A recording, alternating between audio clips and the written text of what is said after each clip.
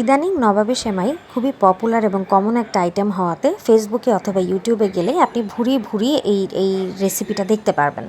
তবে সবার কাছে সবসময় সব আইটেম অ্যাভেলেবেল থাকে না, যার ফলে অনেকে ইচ্ছা থাকলেও সহজভাবে বানাতে পারে না।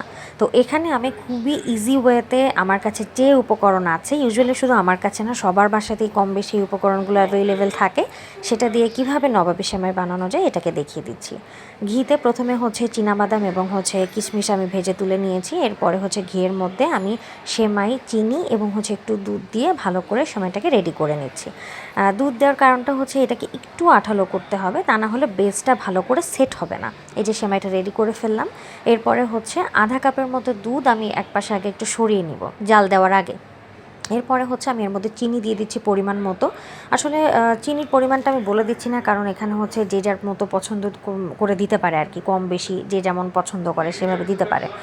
তো আমি হাফ কাপ দুধের মধ্যে হচ্ছে কাস্টার্ড পাউডার দিয়ে হচ্ছে গুলিয়ে নিচ্ছি। এটাই হচ্ছে আমি এরপরে এই দুধের মধ্যে দিয়ে দিব, যাতে করে হচ্ছে এটা একটু ক্রিমি হয় বা ঘন হয়। নবাবী সেমাইয়ের জন্য এই স্টেপটা ইম্পর্ট্যান্ট।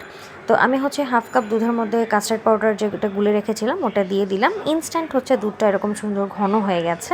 এটাকে আমি জাস্ট নামিয়ে এবার ঠান্ডা করতে রাখবো। আমার আইটেম সব কিছু অলরেডি রেডি। এখন হচ্ছে আমি জাস্ট সেট করে নিব। আমি এরকম একটা হচ্ছে প্লাস্টিক একটা বক্স ব্যবহার করেছি। আমার সার্ভিং ডিশ নাই, সবার বাসায় থাকবে এটা জরুরিও নয়।